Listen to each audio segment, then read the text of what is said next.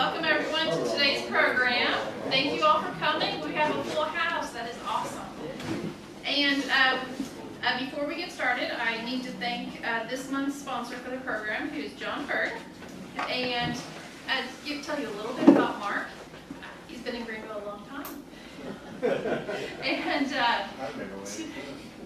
graduated from high school here with probably about half of you guys.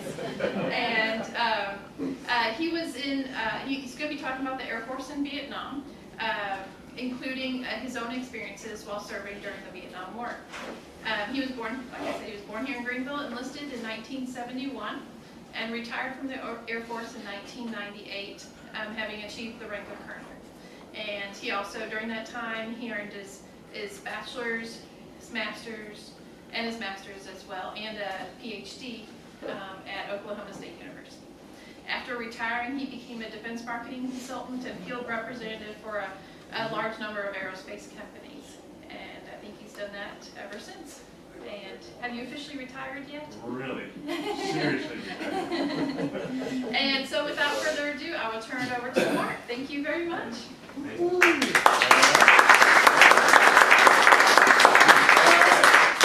Remember that applause, you may regret it later. We'll see. A little more about my Air Force background. I wasn't enlisted, I was commissioned in 1971. East Texas State University, and then it's been through a few name changes. I qualified for and I went off to navigator flight training. That was about 9 months long. And at the end of flight training, everybody gets their assignment. And it's all done by class rank. I was down in the middle of the class. And they come to telling me what my assignment was, and it's Lieutenant Tarpley. I raised my hand. They say, you have an AC-119K to knock on Phnom. My first thought was, what's an AC-119K? My second thought is, where the hell is Nakhon Phanom? Well, it turned out I had a gunship going to Thailand, which was really what I wanted to do.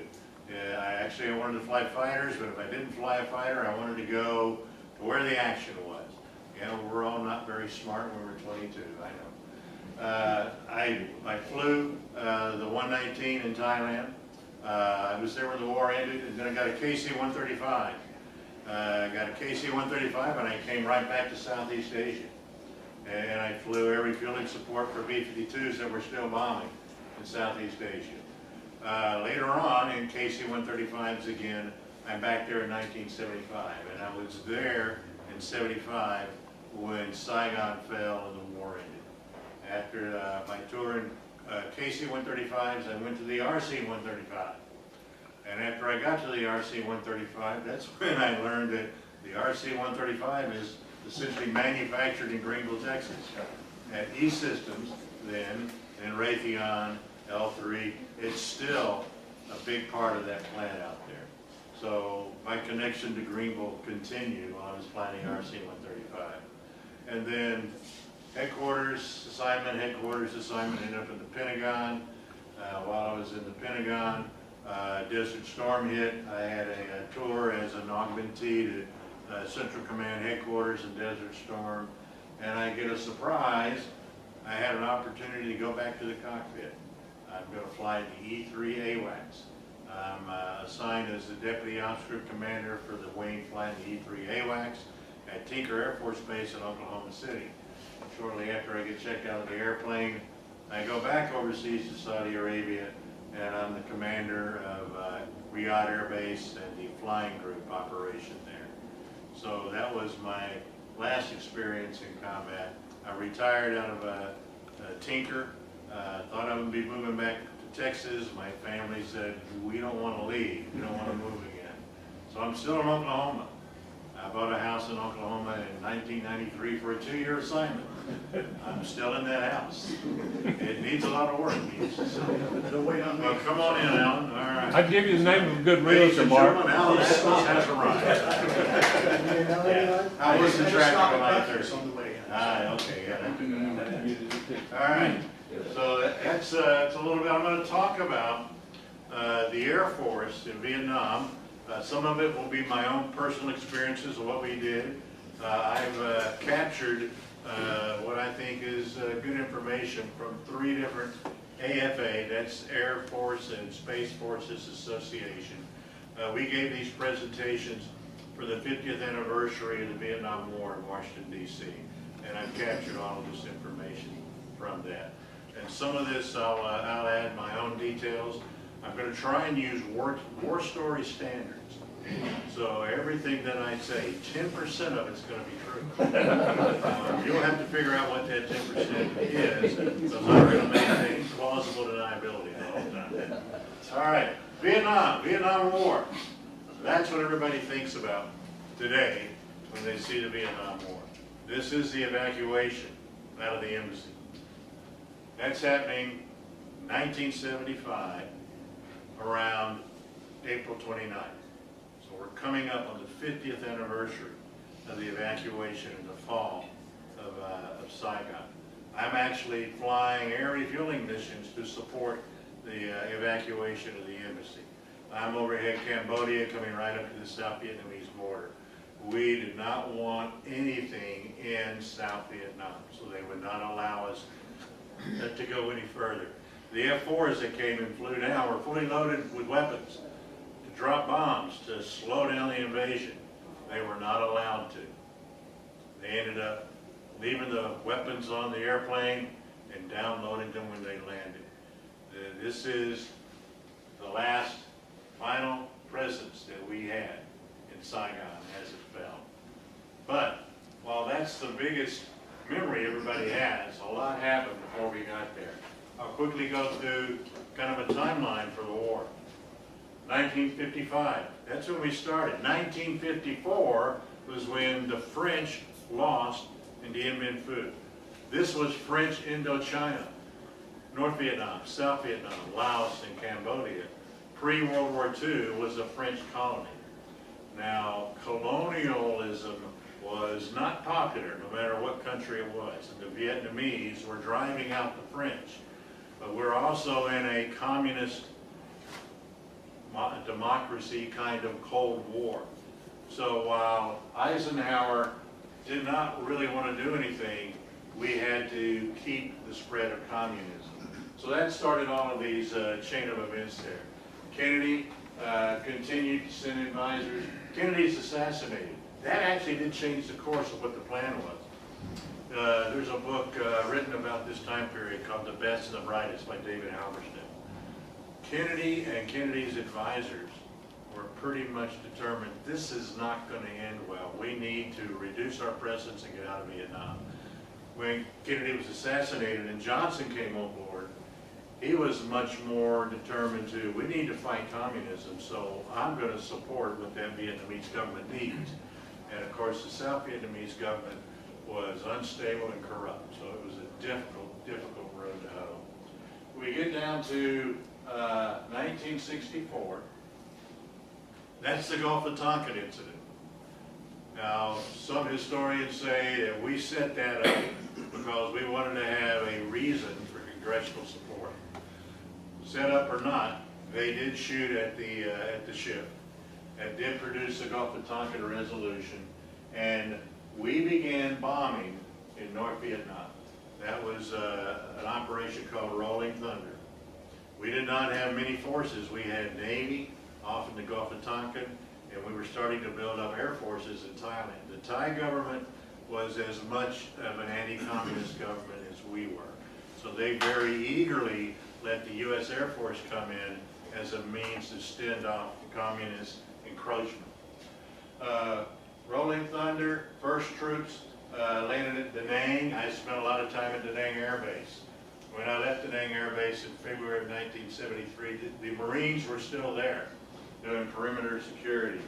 McNamara was one who kind of designed what we are going to do, and a lot of what he was coming up with was not to win the war, but maybe not to lose the war. It really was not a very good strategy. Khe Sanh. The siege of Khe Sanh made a lot of news. What Khe Sanh really was the North Vietnamese to create a major incident to draw forces out of the south part of the country around Saigon into the north. We didn't take the bait, and we defeated all of those troops around Quezon through the use of air power. B-52s, fighters, we used air power to resupply Quezon. We didn't realize what that intent was because the Tet Offensive began later on. My brother in the Army was at Army Outpost Song Bay. Like a lot of Army folks, the Tet was a celebration, time off. He was in Saigon, not particularly sober at the time when Tet Offensive hit. Game over, back, and it was a massive outbreak. We were caught off guard, but not that they had forces, but the size of the forces that they had used on their infiltration routes and were gathering in Laos and Cambodia and in parts of South Vietnam that they control to bring it in. Once again, the Army and air power stopped it. The Tet Offensive was a turning point in the war, but it was a victory for the United States. It really doesn't get accounted for because the South Vietnamese and the American forces and air power did a devastating blow against all their forces in the Tet Offensive. But this is when Lyndon Johnson gave his speech, I will not accept and will not exceed, or whatever. He didn't want to be president again. Yeah, and that was a turning point too, because Johnson stopped the bombing in North Vietnam. And what did that do? It allowed the Vietnamese to resupply. So once again, we make political decisions that has an outcome on the military effort. So Nixon's in as president, he brings in Henry Kissinger. He has a Vietnamization plan. What that really means is we're getting out and they're going to be on their own. So we did a very slow winding down and turning over. What that was pulling out the land forces and increasing the reliance on air forces, both Navy-based, off of carriers, and Air Force base. So that is a turn in 1968. Ho Chi Minh was the vehement anti-communist. He was actually born in Nakhon Phanom in Thailand, where I was stationed. But at that time, it was Indochina all mingled. It was hard to tell one country from the other. Peace talks, Easter Offensive, by the way, 1968, they had their major offensive, Tet. It took them 4 years to resupply to have any kind of counteroffensive. The Easter Offensive was actually just before I got over there. It was nowhere as dramatic as Tet was. It was mostly in the southern part of South Vietnam. There was a major battle in an area called An Loc. I spent some time overhead An Loc. It was pretty deadly. So that Easter Offensive, once again, was failed primarily because of air power. Linebacker 2, those of us in the Air Force were around that day, we call that the 11-Day War. Linebacker 2 was the first time that we totally unleashed air power. Things that had been sanctuaries were no longer sanctuaries. And that turned the tide in 11 days. For the first time ever, the B-52 was unleashed on Hanoi and Haiphong. And that's a devastating weapon system. And that made a big difference. And we'll talk some more about that. The peace talks, Operation Homecoming, they come home. I want to take a look at the top line. January 27th. That's actually when the peace accord started. Now it says January 27th because that's the time here. It was 8 a.m. Saigon time, January 28th. I remember it well because 8 a.m. Da Nang time, our last combat operation stopped at Da Nang Air Base. I was there for the end of the war. And last combat soldiers departed on March 29th. One other footnote, Texas Heritage. Shortly before midnight on January 27th, a rocket attack hit Da Nang Air Base. I'm out in an airplane that's somewhat broken trying to get it ready to fly when the attack hit. Going to jump off the airplane, run to the edge of the bunker, kiss the concrete. During that attack, a 122 millimeter rocket went through the roof of a barracks and detonated in the room of a sleeping airman. That sleeping airman was John O'Neill Rucker, who grew up and lived in Linden, Texas. Now, the local AFA chapter here had a ceremony on February 4th of 2023, the 50th anniversary of his burial. John O'Neill Rucker was in my squadron. He was an assistant crew chief on the aircraft that I was flying. And Vance, come on, stand up. This guy was responsible for a ceremony that was one of the best I've seen to honor Vietnam soldiers, the last enlisted person killed in the Vietnam War, right here in Texas. Okay, Nixon resigns, we know what that is. We're pulling out, we don't care what happens to Vietnam anymore, it seems. The Operation Baby Lift, C-5 loaded with hundreds of infants crashed. Many of them were killed, many of them were survived. And that was one of the most tragic things about Operation Baby Lift. We had a lot of Vietnamese babies who were part American. We wanted to get them out because they were not going to be welcomed in the North Vietnamese society that was perhaps going to take over the country very soon. And on April 30th, Saigon Falls. This April, this is the 50th anniversary of the real end of the Vietnam War in Saigon Falls. So we'll talk a little bit more about how we did this. But we're talking about a Vietnam War, but this is a Southeast Asia war, much more than Vietnam.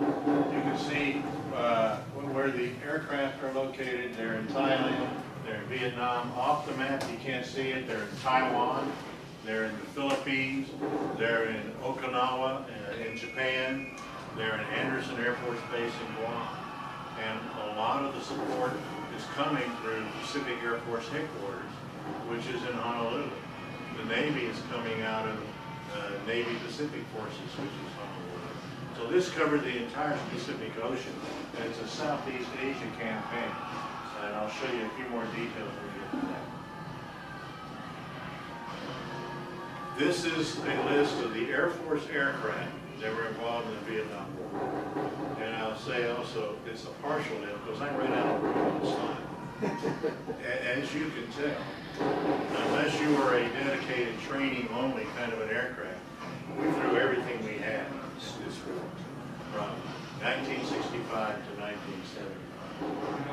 Of these, I flew the AC-119, I flew the KC-135, and I flew later on the RC-135. I flew the RC-135 in the later 70s in the same Gulf of Tonkin orbit that they flew earlier during the Vietnam War.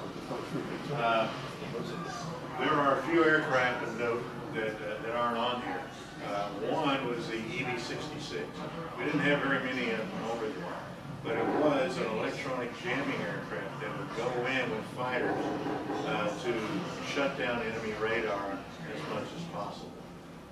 It was somewhat successful, but it was not as successful as it needed to be. We still lost a whole lot of fighters. But you can see that we had airlift, we had reconnaissance, we had observation. There's some aircraft here that primarily they were put in there only for the Vietnam War. And as soon as the Vietnam War's over with, we have no use for it. The one that lasted for a little bit was the OV-10. Actually, it was an excellent counterinsurgency aircraft. We had rescue fighters, bombers, reconnaissance. We put everything we had into it. Now, some of the statistics, and I want to pause here for just a second. The 9 million people are part of the Vietnam War. If you ever went to Vietnam or not, you could have spent all your time in Europe, and you're part of the Vietnam era. We had over 3 million people that served in Southeast Asia. That does not include a lot of support personnel who never left, say, Okinawa or Guam or the Philippines. Because they're on the ground, they didn't get combat duty. They're not counted in this. But they were all part of the Southeast Asia effort. So it's a significant effort. Now, how many of you served in Southeast Asia somewhere during your career? All right? Okay. Who got there in the 60s? Okay. Who got there earlier than 65? Anybody get there in 66? 67? 68? Okay. For those of you who got there in 68, do you have a Vietnam Veterans commemorative pin? You have one already? Okay. Is there anybody here who served in Southeast Asia who does not have this pin? Everybody got it already? I gave a lot of them, Mark. Okay, all right, okay. I have one, and this is something the U.S. government has put out to honor Vietnam veterans because, as we all know, you were not honored when you came home. In fact, a lot of us, you know, we kind of hid that we were just coming back from Vietnam to avoid the scorn that might come with it. So this pin, I think, if you haven't, wear it whenever you can. I have one on my 2 sport coats that I wear when I'm wearing anything that involves a tie or business casual hire. So if you have one, wear it with pride. Now, casualties, 58,000 casualties, more than the Korean War, certainly more than Desert Storm or Iraqi freedom. World War II and World War I and the Civil War exceed what we had in Vietnam.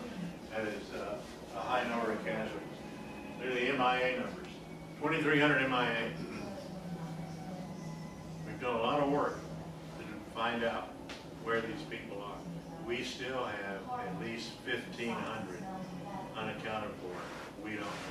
We try and find them. Personal friend of mine, we were in flight school together. He flew the AC-130, I flew the AC-119.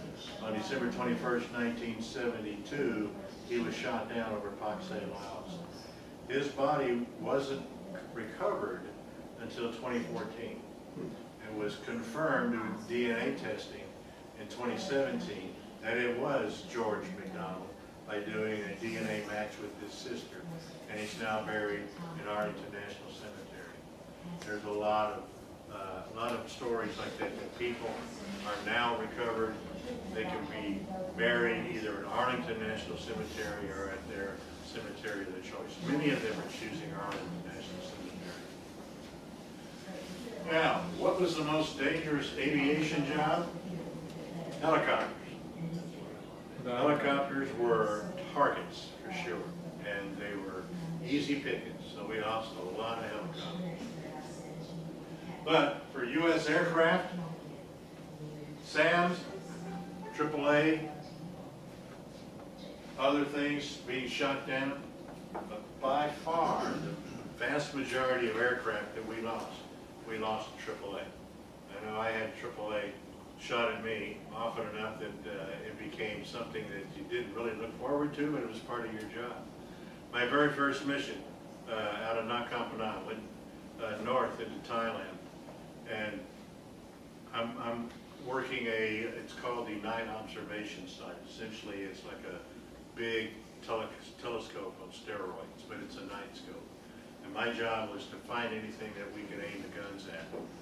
And we'd just gotten up there, and in the first few rounds of 37 millimeter AAA come up. And I see it. And the first thing I think is, well, that's kind of pretty. And it took me about half a second to think, they're trying to kill me. And suddenly it wasn't so pretty. But with my sensor, I got on it. That was aiming the guns. With about 2 bursts, we took it offline. It didn't come up again. So that's another one of those things. First combat mission, hey, I lived through it. We did something good. Now, Winston Churchill is credited with saying, nothing's more exhilarating than being shot in combat and surviving.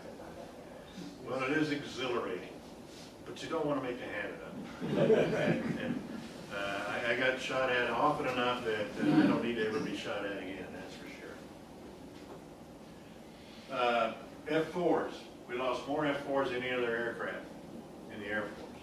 Second only was the F-105. Those are the two primary aircraft going into North Vietnam. Going into North Vietnam. By the time we started the 11-day bombing campaign, it was the most defended site in the world. Absolutely. So here's a little bit about how we attacked North Vietnam, starting with Rolling Thunder. They're divided into route packs, and you see the numbers of them there. When they first started, it was kind of a free-for-all, and they had to divide this up. So if you see 6A and 5, those are the ones the Air Force did, some of the most heavily defended. 6B all the way down to the south were primarily Navy targets coming out of the aircraft carriers. There were times when, particularly around Vinh, they would work both joint Navy and Air Force simultaneous operations. Some of the early B-52 strikes in North Vietnam went in the area of Vinh. They became a very heavily defended area too with missiles. Now, here's one of the things that we did wrong. And we did wrong because it was political. Clausewitz, a German philosopher, says all war is an extension of politics. This shows you the politics.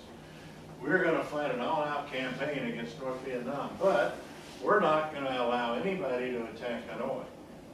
And we're not going to allow them to come within 50 miles of Hanoi. Same for Haiphong, their main resupply harbor. And oh, by the way, we don't want to make the Chinese angry, even though China is a major supplier of North Vietnam coming down this railroad. So we put sanctuaries in there that did not allow our aircraft to be most effective. And it took us until the Nixon administration to basically say, we're not going to achieve what we need to militarily by having all of these sanctuaries. And we removed the sanctuaries and we took out supply lines with the bridge over the Red River here and the railroads. We mined the harbor in Haiphong. We brought in full use of air power, and that made a decisive change in the war. Now, something that we did in the war that we had never done before, and we'll never fight a war without doing it again, that's air refueling. We learned how to air refuel in the 50s, primarily because B-47s and B-52s were preparing for nuclear war with Russia that we never wanted to have happen. That's why we had an air refueling fleet. The fighter community, they wanted to air refuel too, so they knew how to air refuel. But when we started coming over here, how are we going to attack where we need to attack without air refuel? So we put in a large fleet of tankers, primarily operating out of U Thao and then out of Medina, and we would bring air refueling into these orbits that you would see right there. And you would go set up an orbit as a fighter is coming off out of these fighter bases, Karat, Tarpley, Udon, so they'll be going north. They would hit a tanker, be able to go hit their bombs in North Vietnam, and then you got that tanker waiting. If you've got battle damage, if you need air refueling to get home, that tanker is there, and those tankers would go further north, and they would have tankers coming right up into this area, which no tanker should ever fly, but if an aircraft needs gas to get home, they're going to go there and get him there. So tankers basically proved their work during the Vietnam War. I flew tankers. I'm proud that I flew tankers. And as they often said, if you were a boom operator in a tanker, in other words, you controlled the boom that refueled the aircraft, and you ever landed in a fighter base, you didn't have to worry about buying a drink at the fighter pilots are going to buy your drinks.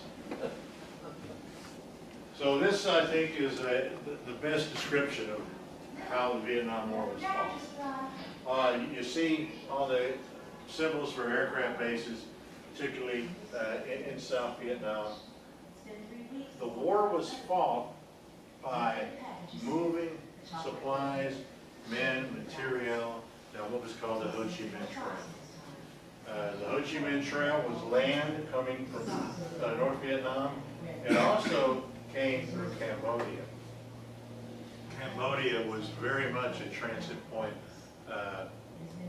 unimpeded.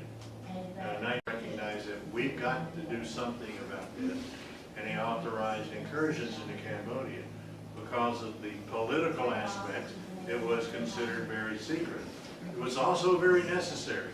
So while this is going on in the air, we've been flying in this area all the time. My first missions were all in Laos, way up here. And this southern part of Laos, that became so essential that the North Vietnamese started moving surface-to-air missile sites down there. And that frequently eliminated aircraft from working there. My aircraft, low, slow, easy to see, they would not let us fly in the southern part of Laos. We could fly and did fly in the northern part of Laos. Get into an SA-2 missile envelope, you're sitting duck. But B-52s operated throughout the Ho Chi Minh Trail. They put in, at night, 3 B-52s. They're flying at 35,000 feet. Each one of them is carrying 108 750-pound bombs. And they would drop their bombs, and it would be a mile-long stream of fire that those bombs would have. And we bombed and bombed and bombed. And we would slow it down, but we could never turn it off. The only way we're ever going to turn it off, if we took the land army in and captured this town of Chapong in Laos. That was the central point of everything coming down from North Vietnam. If we never stopped that, it was never going to be successful. So that's what we needed to do. We didn't have the political will to do that. The U.S. ambassador to Laos at that time, Ambassador Sullivan, was very instrumental in controlling what we did in Laos. I'll tell you my first mission I talked about. We fly up there, and we get a frequency, and we call, we're here, what do you need? And a voice that comes up, now we're over what's considered to be enemy territory in Laos. And the voice that comes up could be somebody who grew up in Texarkana. And he's telling us, okay, I need you to go 2 clicks from here and everything like that. So later on I asked, who is that guy on the radio? We don't know, and we've been told not to ask. Now, more than likely, that guy was either CIA or Army Special Forces that was in Laos and was monitoring the trail and knew where the bad guys were. And I did several missions like that. But the B-52s were bombing in South Vietnam along the trail, all up and down Laos along the trail, some even into here. And this is early on from 1965, flying generally 3 missions a day.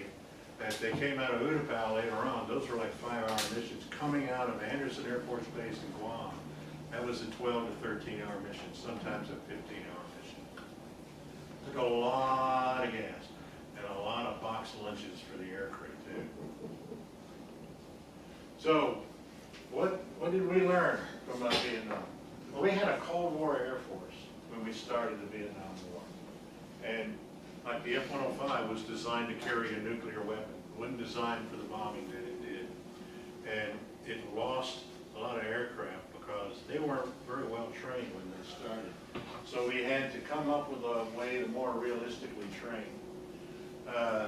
It was pretty well known that if you were flying fighters in Vietnam, you were most likely to get shot down during your first 10 missions because you didn't really know what you were doing. So we put in a training regimen, it's called Red Flag, we're still doing it today. And that is to train our airmen before they go to combat, what it's like to be in the most realistic combat environment that we can provide. For training for combat in Vietnam, it was your first 10 missions. And you generally would go to easier targets till you got kind of familiarity with how you're going to do that. We learned to do that, and it really enhanced the way we did that. How many of you have seen Top Gun, right? The movie Top Gun? Top Gun is about this similar air combat training. We didn't do any of that before Vietnam. Afterwards, we learned that we've got to put in air-to-air training so that we can rule the skies. One of the things that we've learned for years, air superiority is going to dictate the outcome of any war. So we're very serious in trying to come in with that. Electronic warfare, we're working in a radar environment. If you can't defeat radar, you're not going to be successful. So we spent a lot of effort into detecting and defeating radar. Other things, we didn't have an air-to-air aircraft. We had aircraft that would do multi-missions. Well, if you're doing multi-missions, you're not good at either one of them particularly. So we wanted to build air-to-air only aircraft. That became the F-15. We also need a lot of light multi-mission aircraft. That became the F-16. But radar was your biggest enemy. And that started the movement toward we need stealth aircraft. And the first one of note was the F-117. And now everything that we are building is going to have a stealth element built into it because your number one enemy is radar. You can defeat radar, you increase your likelihood of success. Air-to-ground missions, they've just brought in laser-guided bombs during the early 70s, the later part of the war. And for things that would take 30 sorties and 400 bombs, you could do it with one laser-guided bomb. It had a bridge over the Red River in North Vietnam. They had bombed and bombed and bombed. The first time they brought in an LGB, laser-guided bomb, one bomb, one bridge destroyed. That changed the nature of the way we do aircraft bombing now. And now you use GPS to achieve the same success. And we've determined that when you send people over and they now try and integrate into a unit, it's called the RTU concept. You know, here's a new guy. Try and send over full squadrons. They all know each other. They all know how to operate. And we tried to do that starting with Desert Storm. One of the most important lessons, I think, you have to honor the soldier. He's doing what his country asks him to do. Whether you agree with it or not, don't disparage the soldier for doing what the country has asked them to do. Sanctuaries give the enemy an advantage. Wherever you have sanctuaries, that's going to be detrimental to what you're trying to do.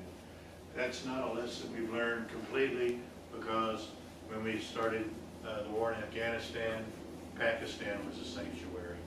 And the Taliban knew it, ISIS knew it. So we're still trying to learn that lesson. That's the political aspect that's hard to overcome. Intelligence in the Vietnam War did have your intelligence cell that would brief you before you would go fly, but they weren't able to tell you everything because they had clearances for intelligence that you didn't have, so they couldn't tell you. And it was sort of like, well, you're sending me out here, and when I come back and I tell you this, is that, well, I know it, but I couldn't tell you, why is it that you're playing I've got a secret with me? But we're doing much better than that. And now, the more modern aircraft, the F-35 fighter, a lot of that really super secret stuff is embedded right there in the aircraft. So we're getting better at sharing intelligence that gives you an advantage. And once again, air refueling is the key to extended combat operations, no matter where you are in the world. And toward the end here, air power was the reason we gave up on Vietnam. We cut air power out. We could not do operations in South Vietnam anytime after 1973. It pretty much made it inevitable that because the North Vietnamese either had no restrictions or disregarded everything they agreed upon, they had a distinctive advantage, and that was not going to change. Desert Storm, what did we do in Desert Storm? We unleashed air power. First bombs dropped were in downtown Baghdad. We didn't have a sanctuary in Iraq. We used all aspects of our air power and our intelligence. An overwhelming air power made the 100-hour war, inevitable turkey shoot, so to speak. And that's because air power changed the dynamics of land battle. That's the most effective thing for air power. Deliberate force, if you remember, as Yugoslavia fell apart, Serbia, Kosovo, they went to war. That was settled without the use of NATO American ground forces. because of air power. It became apparent to Milosevic in Yugoslavia that I can't sustain what they're doing. Let's have a peace agreement without the use of ground forces. In Afghanistan, as we were pulling out from Afghanistan, they made the decision to pull air out and not use air assets. And Bagram Air Base was turned over. That made it very difficult. But we continued airlift in and out of there. And airlift did a remarkable job. You could only use air to get in and out of Afghanistan, but it's a landlocked country. There were no railroads, there were no seaports. Anything that got in and out there, reached out there. So that is a little bit of my history. Some my lessons learned is a composite of what I've learned through the Air Force Association. And we have time for questions. And if anybody has a question or a story they'd like to relate, now's a good time to do it. Is anybody awake? I'm awake. All right, great. I got to Vietnam in September of 1970. I was an advisor to an ARVN CAV unit, and I joined that unit probably 3 weeks after they had come back from Cambodia. But what was pointed out to me by veterans who had been there before was the incredible reduction in capability of the Viet Cong in the Mekong Delta during that time. Yeah, the Delta, I flew missions out of Benoit, working in the Delta. And there were parts of it by Tay Ninh City, in particular, just across the border, that they wanted to make their sanctuary. That nobody but Viet Cong and North Vietnamese were going to be in there. I mean, it was hard for the ground troops to get in and out of there, but we could put air on top of them every day. And we were now using night sensors, night scopes. They couldn't hide from us very well.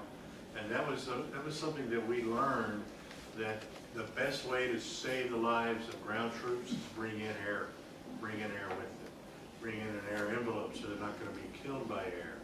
Bring in the packages that are going to have all weather, all day and night coverage, so there are no surprises. I had a couple of fire bases down near the Cambodian border. They were under attack at night.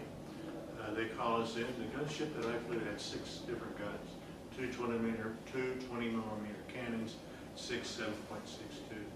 You put a couple of those guns online and you are raining lead down there, and it is not only a deterrent, but it stops combat operation right at the start. So air power had a lot to do with neutralizing their power.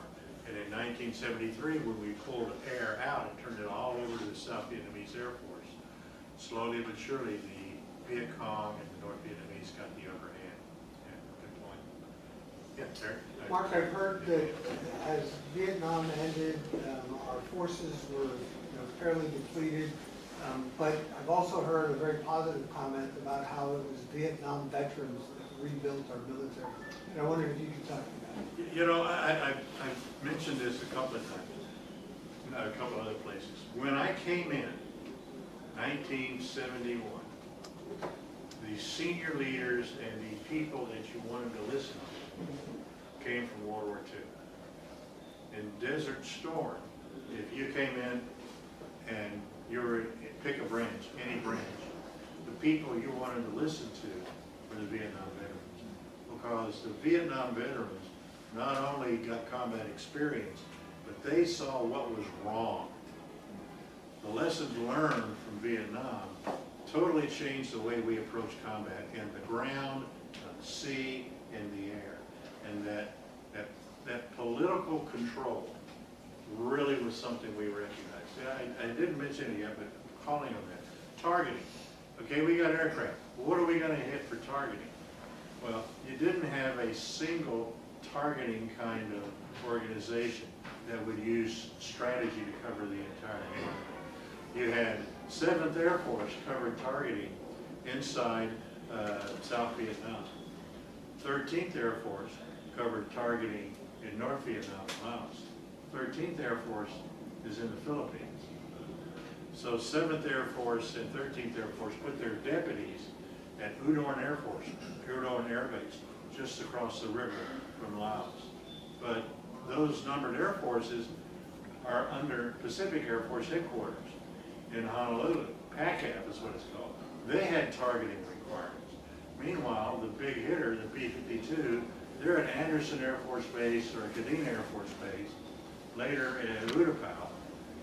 B-52s were Strategic Air Command assets. They weren't going to let anybody but SAC target the B-52s. They're in Omaha. So you have all of these targeting regimes.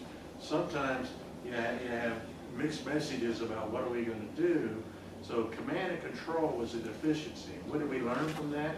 When we got over the Desert Storm, we had one single Air Forces component commander. And he did Navy, Marines, Air Force, and you had a unified effort. And it was a vast improvement. It's something we learned in Vietnam. If I had to go through 4 or 5 different headquarters to decide how am I going to target this, it's not effective, it's not efficient, it's not timely. It's a good point. Anything else? Terry? I need to call you Vance because I called him Terry. Yes, we look so much alike. Yeah. All right, pick an eyeball. I'm a lot older. You know, the first time that I met Randy, your great brother, I had not yet, I had met you first. We've been working together for almost 20 years now Yeah. at the Air Force Association. But I told your brother, I said, your brother is one lucky dude. He said, why is that? And I said, well, one of my first TDY was to NKP. We called it Naked Fanny. Naked Fanny, yeah. And I saw the C-119 gunship for the first time. And I said, those poor cats flying that thing. It's not only ugly, I'm sorry, I know you. Oh, it's ugly, yeah. It's an ugly airplane. It looks real slow to me with those 2 big motors. And I thought, what a sitting duck. And I told your brother, you have one very lucky and brave brother to fly those missions. The 119 gunship, that's, if you don't know this, that is what was called the Flying Boxcar. Okay, the first gunship was an AC-47. And it was a test to see, does this work? You know, if you've flown, pylon turn, it turns around a single point. Using the geometry and the physics, you have a certain angle that the guns are pointed down. You can have the guns pointed on a single point of Earth. They proved that with the AC-47. So the Air Force, the PACAF says, we want more of these. Well, the best airplane was a high wing airplane. It was a C-130. Well, the airlifters did not want to give up all the C-130s to go convert them to gunships. So the Air Force is thinking, what do we got that's a high wing aircraft that we can put out in numbers? Well, somebody said, the C-119 meets that bill.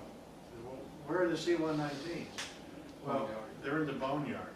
What's the boneyard? That's the graveyard for aircraft in Davis Mountain that you have in storage. So all of the 119 gunships, except for about 6 that came out of a National Guard unit, came out of the boneyard and were retrofitted first as G models and then K's, the one that had more armor, more guns, more sensors. Now, what they didn't tell us is that they loaded all this stuff on there so that you were exceeding the published gross weight of the aircraft to take off every time. So in order to put more weight on, they added 2 jet engines to the 2 recip engines on the gunship that I flew. So when it comes off, taking off port jet, you heard recip engines, and as it climbed away, the noise you heard was jet engines. A really, really strange aircraft.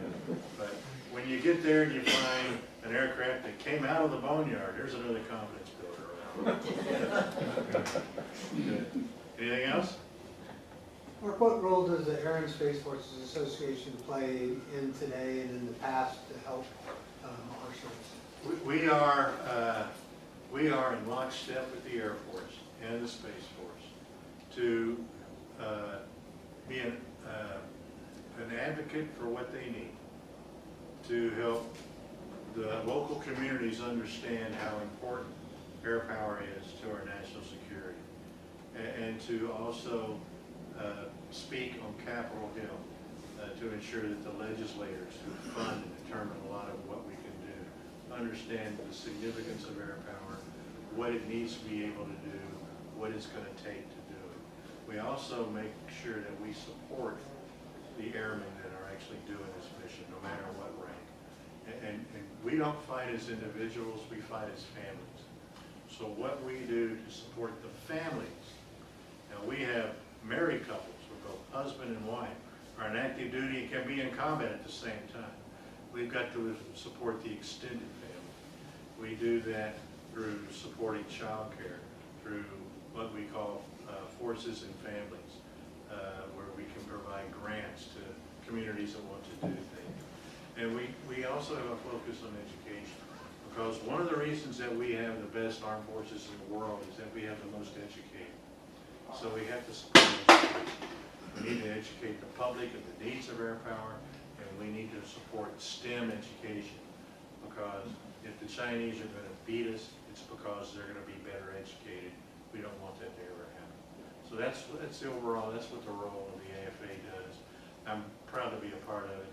And one of the things that the AFA does is that we use our heritage and our history, because one of my friends told me that we need to know our history because our history will make us smarter. And we need to know our heritage because our heritage will make us prouder. And the combination of our history and our heritage will make us more likely and more determined to accomplish our objectives. So that's why we do things like this. Thank you for that question. Two quick things. In Ecclesiastes, which I was reading this morning, it says, just try and find something new. So history might be important, so that we don't repeat it. But the other part, do you have to have served to be a part of AFA? No. AFA is a support organization, not a military veterans organization. It's not like the VFW or the American Legion. Anybody and everybody, businesses, private citizens, anyone who wants to support what the AFA's mission and objectives are is welcome as you want. And joining is fairly cheap, ranging from free to I think $50. $35 a year. Okay. And that was spoken by a local leader in the AFA. And if you know Terry Thomas or you know Mark, they can point you in the right direction. Yeah.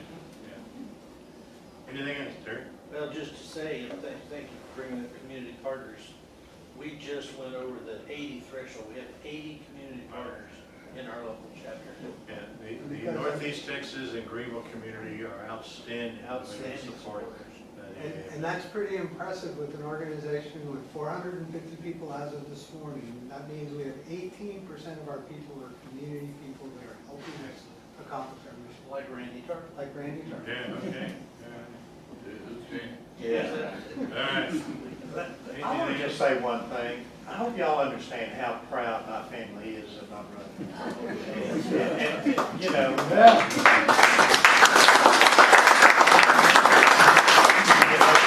we have a very proud military tradition. Our parents met when they were both in the Navy in World War II.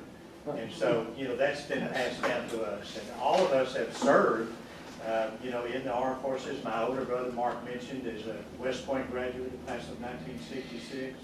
And they both served in Vietnam. And anyway, we're very, very proud.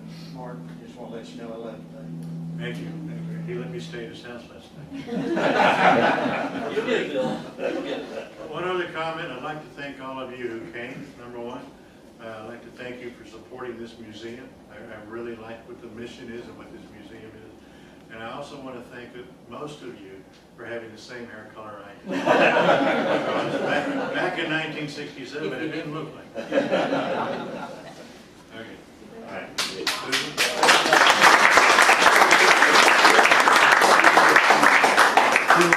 I just want to thank you so much for coming today. We really appreciate it. Let's see, next month's speaker is going to be Rusty Williams. He's an author, and he's going to be speaking about one of his books on 10 people who helped shape the Lone Star State. And also coming up, next weekend, Friday on the 11th, if you have not done this, you really should buy some tickets. This is our Easter After Dark event. We have an adults-only Easter egg hunt. It is hilarious. It is fun to see adults out there having to find eggs at night. And it's for prizes that adults would enjoy, including NASCAR tickets and cash as well. and smaller items too. And this Saturday, we are also doing a brief ceremony out at the memorial. We are laying a brick paver ceremony for fallen officer Dawson for them. And so that's Saturday. Hopefully the rain will hold off or stop for just 15 minutes. And what else? And Audie Day is coming up May 17th, so we're looking forward to a great program there. And thank you all for coming.